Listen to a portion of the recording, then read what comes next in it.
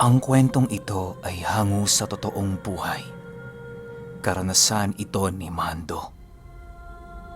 Taong 1973. Kimarco, Leyte.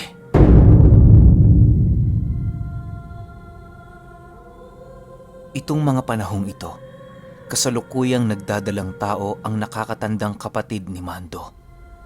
Hiwalay ito sa kanyang naging nobyo sa kadahilanang tinakasan siya nito matapos na malaman na siya ay nagdadalang tao. Kahit napakasama ng loob ng kanyang kapatid sa kinakasama nito, pinili pa rin itong ipagpatuloy ang kanyang panganganak.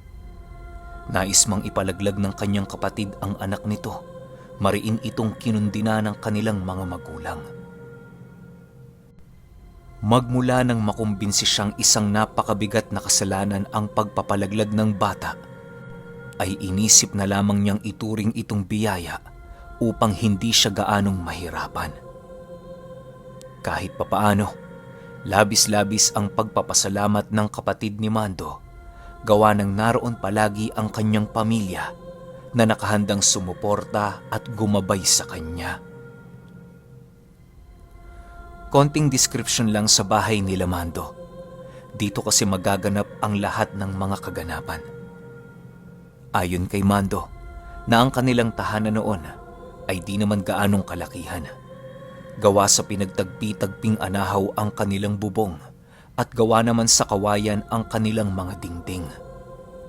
Sa ilalim ng papag nila, meron silang mga kulungan ng manok at mga kambing. Marami ding bintana sa kanilang bahay, gawa ng nais ng kanyang mga magulang ang isang maaliwalas na tirahan.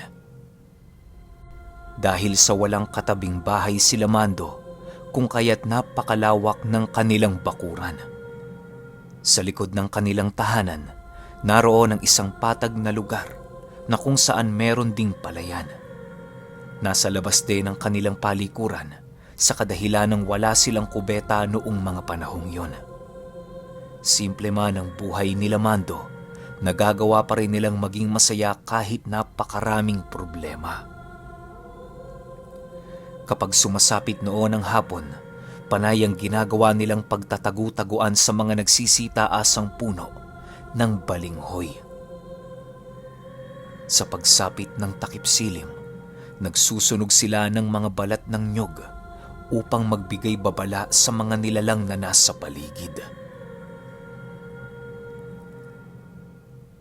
Isang araw, kasakasama ni Mando ang kanyang nakatatandang kapatid patungo sa baryo. Siya ang napag-utusan noong sumama sa kanyang kapatid upang magbantay doon pagdating nila sa baryo.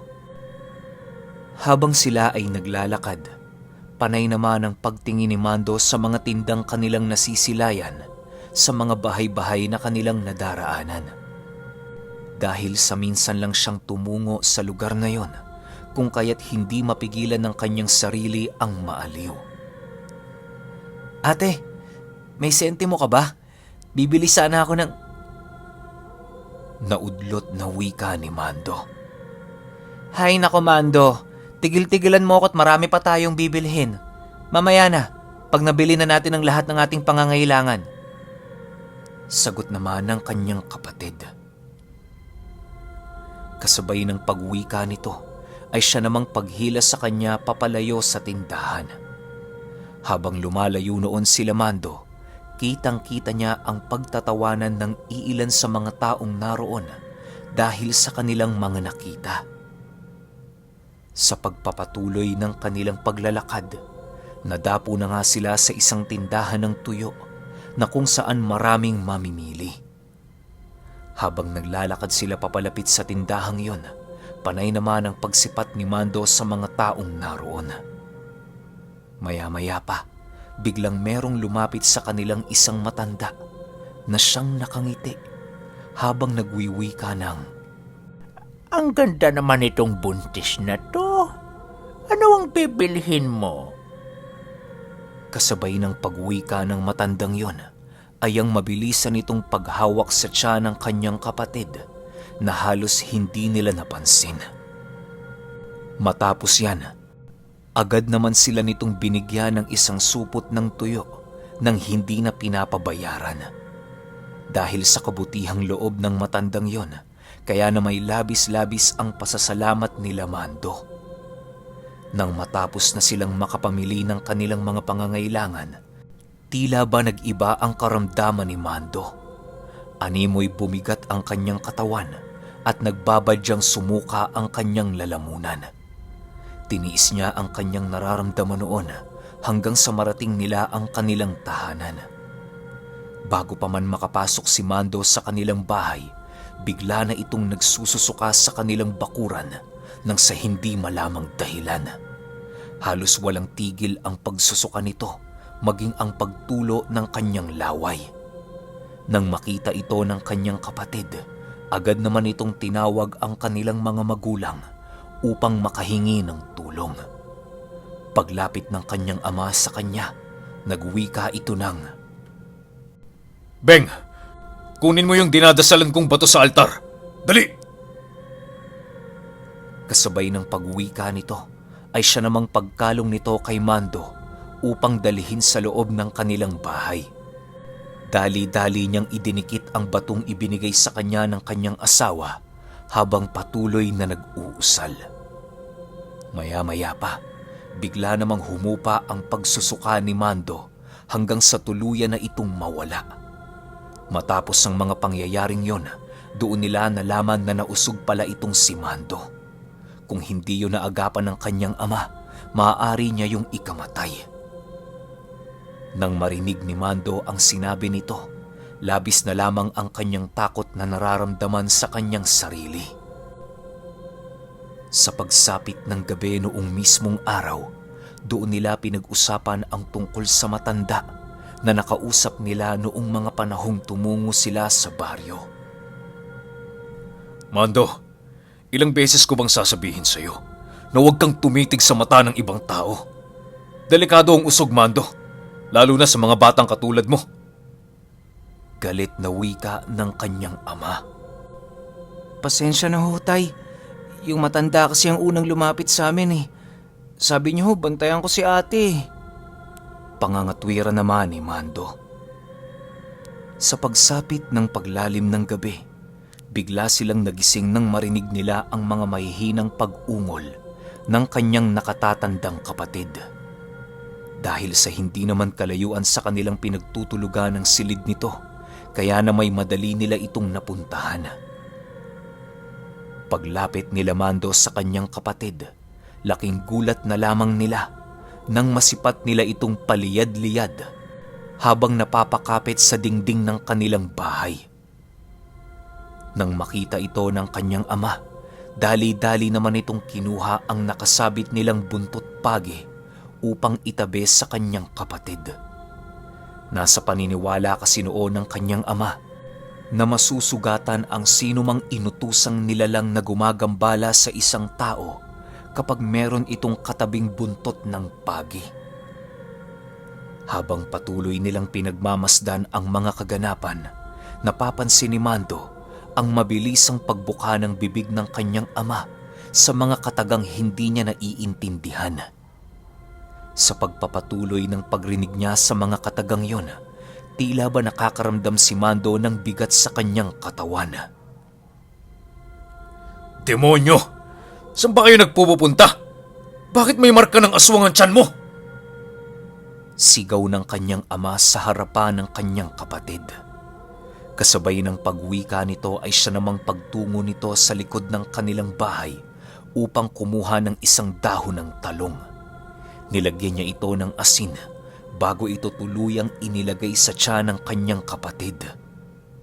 Ilang minuto pa ang lumipas, napansin na nilang paunti-unti nang bumabalik sa normal ang kalagayan ng kanyang kapatid. Kinaumagahan, biglang nagulantang ang pamilya ni Mando nang mapansin nilang inaapoy ng lagnat ang kanyang kapatid. Wala na silang maisip na gagawin noon kung hindi ang isugod ito sa isang albularyo. Kalong-kalong ng kanyang ama ang kanyang kapatid patungo sa bahay nito. Ayo! Manong Iwing! May ginagawa ho ba kayo? Papatingnan ko sana si Susan eh. Hindi ko na kasi alam ang gagawin ko eh. Bungad na wika ng kanyang ama. Nang marinig ng albularyo ang sinabi nito, agad naman sila nitong pinapasok sa kanyang mumunting kubo. Sa paghiga ng kanyang kapatid sa papag nito, ay siya namang pagkuha ng albularyo ng isang kawayan. Nilagyan niya ito ng langis habang dahan-dahang inilalapat sa katawan ng kanyang kapatid. Maya-maya pa, biglang nagwika sa kanila ang albularyo ng, Naku po, Diyos ko! Impaktong gumagambala sa anak ninyo. Hindi ito matatanggal ng isang gamutan lang, Manong. Sa ngayon, hanggang dito na lang muna ang magagawa ko. Huwag kayong mag-alala. Magbibigay ako ng pangontra sa anak ninyo. Nang marinig ito nila Mando, ninais na lamang nilang sundin ang nais ng albularyo. Bago sila tuluyang umalis, ay binigyan sila nito ng kanilang mga dapat gawin upang hindi mabasag ang pangontrang kanyang ibinigay kay Susan. Ayon sa albularyo, na sa tuwing sasapit ang 6:00 ng hapon, kinakailangan nilang dasala ng pangontra upang mas maging mabisa ito sa pagsapit ng lalim ng gabi. Hindi ako naniniwalang impakto lang to. Sigurado akong inaaswang ang anak ko. Wika ng kanilang ama habang naglalakad ito papauwi. Nang marating na nila ang kanilang tirahan, ninais naman nilang gawin ang kanilang mga gawain. Sa pagsapit ng gabi noong mismong araw, pinili ng ama ni Mando na magbantay sa labas ng kanilang bahay. Halos 5 oras lang yun doong nanatili hanggang sa sumapit ang hating gabi. Pagbalik ng ama ni Mando sa loob, bigla itong nakalanghap ng isang napakabahong amoy sa labas ng kanilang bahay. Dala ng kanyang galit, dali-dali siyang lumabas habang hawak-hawak ang buntot pagi. Sumama na din noon si Mando para na may merong maging katulong ang kanyang ama sa mga kaganapang hindi nila inaasahan. Sa pagdating nila sa kanilang bakuran, bigo silang makahanap ng kahit na anong nilalang na gumagambala sa kanilang tahanan. Panay na din ang pagsisigaw at paghahamon ng kanyang ama sa aswang na patuloy na gumagambala sa kanyang nakatatandang kapatid. Matapos nilang gawin ang bagay na yon, wala silang naramdamang kakaiba maliban sa pagpagaspas ng mga dahon kahit wala namang hangin. Bukas ka sa akin. Kilala kitang demonyo ka. Akala mo matitinag kami? Pwes nagkakamali ka. Pagbabanta ng kanyang ama bago ito tuluyang pumasok sa kanilang tahanan. Kinaumagahan, napagpasyahan nilang tunguhin ang pinagbilhan nila Mando ng tuyo upang hanapin ang matandang umaswang at nag-usog sa kanyang kapatid. Siya ang kasama noon ng kanyang ama, gawa ng silang dalawa lang ang nakakaalam sa pagmumuka ng matanda. Pagdating nila sa tindahan ng tuyo, agad namang itinuro ni Mando ang matandang abalang-abala sa pagbebenta sa kanyang mga parokyano. Tay, siya ho yung lumapit sa amin. Wika ni Mando habang itinuturo ang matanda. Nang marinig ito ng kanyang ama, walang sabi-sabi, agad niya itong nilapitan upang kumprontahin. Hindi na muna ito inilabas ang nakapulupot na buntot pagi sa kanyang katawan upang hindi maalarma ang mga ordinaryong taong naroon. Paglapit niya sa matanda, agad naman siya nitong binati ng, Magandang umaga ho. Ano ho ang bibilhin ninyo? Pagkarinig ng ama ni Mando sa sinabi nito, ay bigla na lamang niyang itinulak ang matanda, sabay bunot ng napakaliit na punyal na naroon sa kanyang bewang. Sabi ko sa'yo kagabi pupuntahan kita. Anong gusto mong mangyari? Bakit hindi mo nilulubayan ang anak ko? Nang gagalaiting wika ng kanyang ama. Nang marinig ito ng matanda, bigla na lamang naging seryoso ang pagmumuka nito habang bumubulong ng, Hindi ko siya titigilan hanggat hindi nawawala ang markang nakakapit sa kanyang tiyan. Huwag mo kong takutin. Dahil sanay ako dyan. Ikaw din. Maraming tao ang nakakakita sa atin ngayon. Ano na lang ang sasabihin nila sa pamilya mo kapag sinaktan mo ko?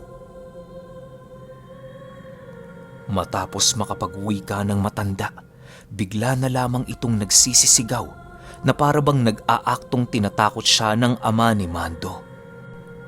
Dahil sa karamihan noon ng bumibili sa tindahan ay mga kalalakihan, kung kaya't hindi din naman naglaon at nagawa na ng mga itong mailayo ang kanyang ama sa matanda. Habang sila ay lumalayo sa lugar na yon, kitang-kita nila ang pagngisi nito na parabang hindi natitinag sa mga ginawang pagbabanta ng kanyang ama. Ilang minuto pa ang lumipas, naging imposible na sa kanilang makipag-usap ng maayos sa lugar na yon. Gawa ng napakataas na ng tensyon sa paligid. Halos karamihan kasi sa mga nakakita, hindi maiwasang magalit sa kanila, gawa ng pinatulan ng kanyang ama, ang isang matandang naghahanap buhay para maitaguyod ang kanyang sarili. Kahit puro mura na ang naririnig nila Mando sa kanilang mga kababaryo, pinili pa rin ng kanyang amang huwag patulan ang mga ito. Normal lang kasi ang reaksyon ng mga yon, gawa ng hindi alam ng mga ito ang buong pangyayari. Ilang minuto pa ang lumipas, biglang merong lumapit sa kanilang lalaki at nagsabing, Umuwi na ho kayo para makaiwas kayo sa gulo.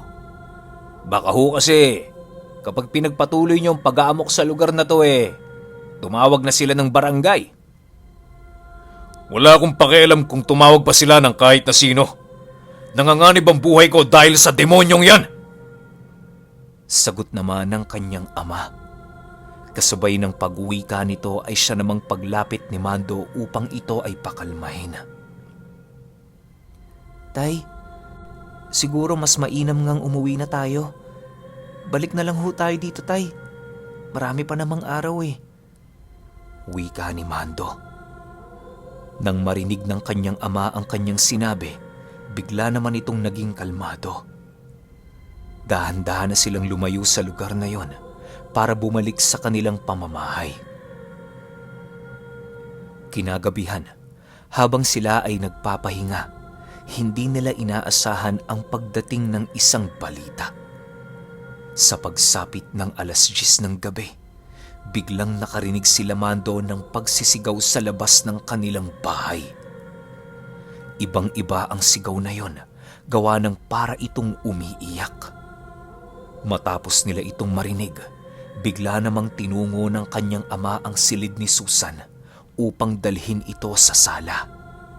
Pagsilay ni Mando sa kanyang nakatatandang kapatid, napansin niyang namumutla ito at parabang meron itong iniinda sa kanyang tiyan. Dahil sa galit ng kanyang ama noon, napagpasyahan itong lumabas ng kanilang tahanan upang harapin ang nilalang. Sumama na din noon si Mando upang kahit papaano'y merong makatulong ang kanyang ama sa oras ng kagipitan. Pagdating nila sa kanilang bakuran, bumungad sa kanila ang isang nakayukong matanda na merong nanlilisik na mga mata. Napakabaho ng amoy nito at kumikintab ang buong balat kapag nasisilayan ng liwanag ng buwan. Sabi ko naman sa'yo, hindi ako kayang tinagin ng kahit na sino. Kanina ang tapang-tapang mo. Ngayon ako naman ang magpapakilala sa'yo ng takot na nasa kalooban mo. Habang nagwiwika ang matandang yon, biglang napansin ni Mando ang dahan-dahang pagtuwad nito. Sa sobrang takot niya noon, hindi na niya napansin ang kanyang sarili na dahang-dahang umaatras sa kanyang kinatatayuan. Maya-maya pa, bigla namang iwinasiwas ng kanyang ama ang buntot pagi upang paghandaan ang mga susunod na pangyayari. Meron din itong daladalang sulo sa kanyang kaliwang kamay para silaban ang matanda kapag siya ay nakahanap ng perpektong pagkakataon. Sa pagpapatuloy ng kanilang pagmamasid sa paligid, laking gulat na lamang nila nang masipat nila ang matandang dahan-dahan ng lumalapit sa kanila. Nang mapagtanto ng ama ni Mando na nanganganib na ang buhay nila, wala itong naging pagdadalawang isip na hatawin ang matanda ng kanyang latigong hawak.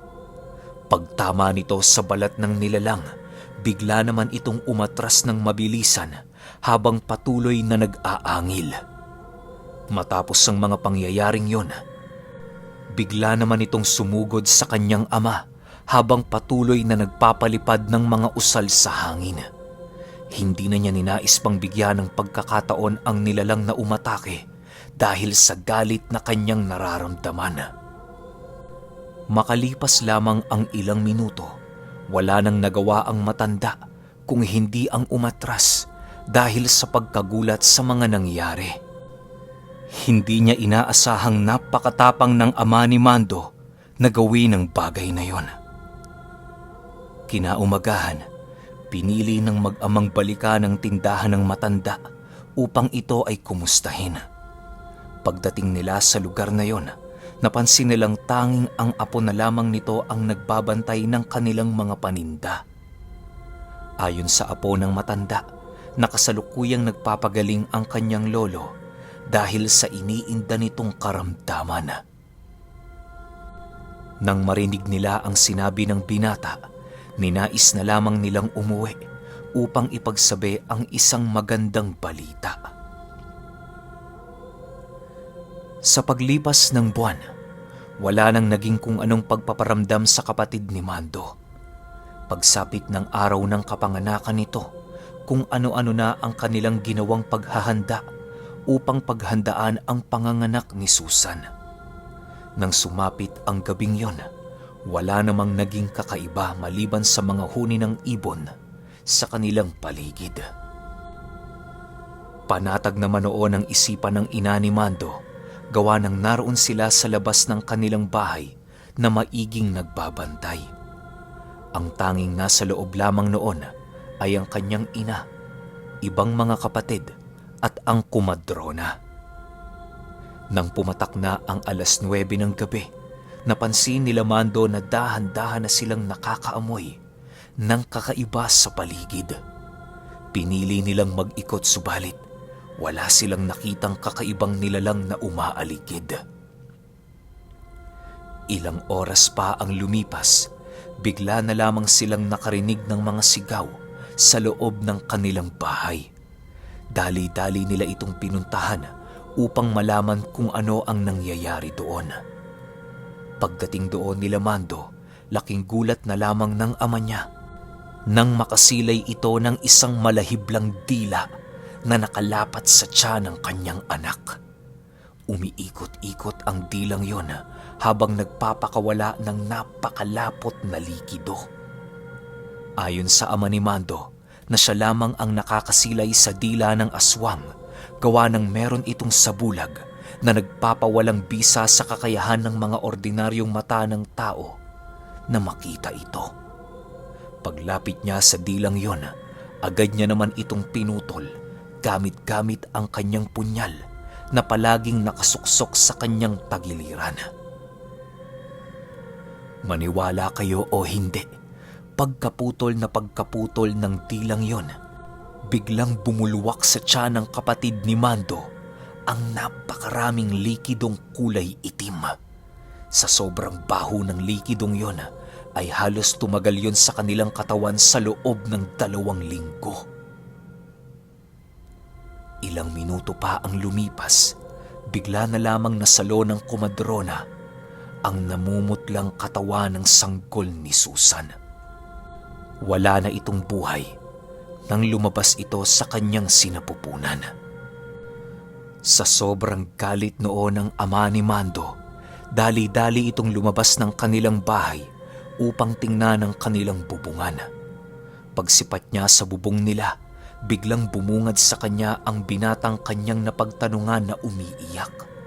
Sa sobrang galit niya sa nilalang na yon, agad niya itong pinagbababato ng malalaking tipak ng bato hanggang sa hindi naglaon ay bumagsak yon sa lupa.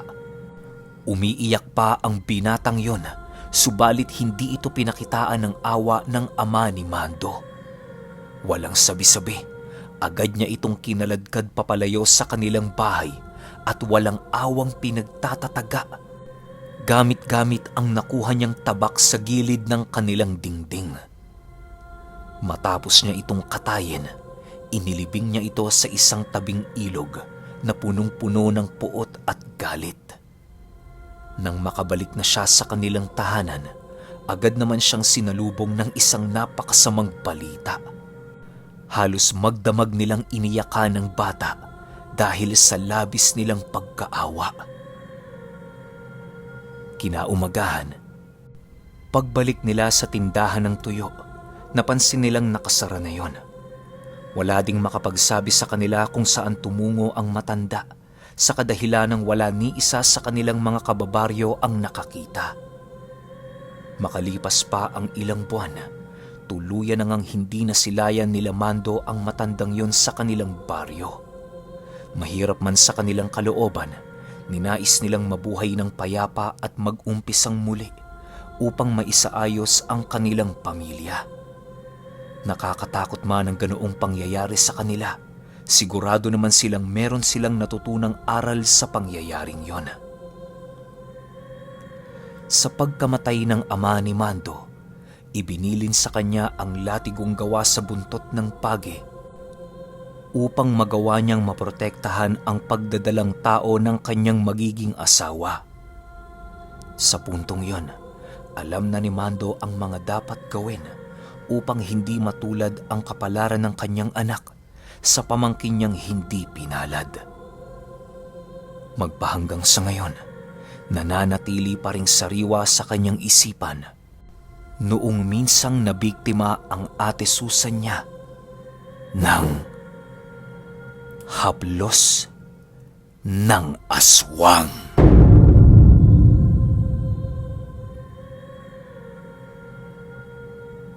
Okay, opinion ko sa kwento. Alam ko sasabihin ninyong lahat na marami na kayo narinig na ganitong klase ng kwento, yung alam niyo yun, yung mga galing, may mga kwento kasing ganito yung galing sila ng Maynila, buntis yung asawa niya, iuwi sa probinsya, may lalapit na matandang babae, hawakan yung tiyan, yes, tama, paulit-ulit na yung mga ganitong klase ng kwento. Pero alam niyo kinagandahan? Sa iba't ibang tao nang gagaling yung mga ganong klase ng kwento, tapos pare-parehas yung eksena, ibig sabihin talagang nangyari sa totoong buhay. Gets niyo yun? Tsaka ang kinagustuhan ko sa kwento na to, yung may konting alam yung tatay niya. Ako nga hindi ko alam yun eh. Yung dahon ng talong, hindi ko alam yun. Pakukuluan, lalagyan ng asin, tas ipapahid yung tubig sa tiyan nung buntis niyang anak. Pero sabi nga nung manggagamot, hindi malulunasan yun ng simpleng panggagamot kasi nga namarkahan na ng aswang. So, dapat doon, matindi-tindi talagang pagbabantay. Kaso nga, konti lang yung alam ng tatay nila. Kaya, ayun, namatay yung anak nung ate ni Mando, ni ate Susan. Pero yun lang yung masasabi ko sa kwento na to. Ang ganda, well, may mga kaparehas na format, may mga kaparehas na kwento, pero overall, mas kakaiba to kumpara dun sa mga narinig ko pa noon. Para sa akin lang Pero kayo, kung may opinion kayo sa kwentong ito, comment nyo lang sa baba. Yun lang. Hanggang sa susunod na kwento. Salamat.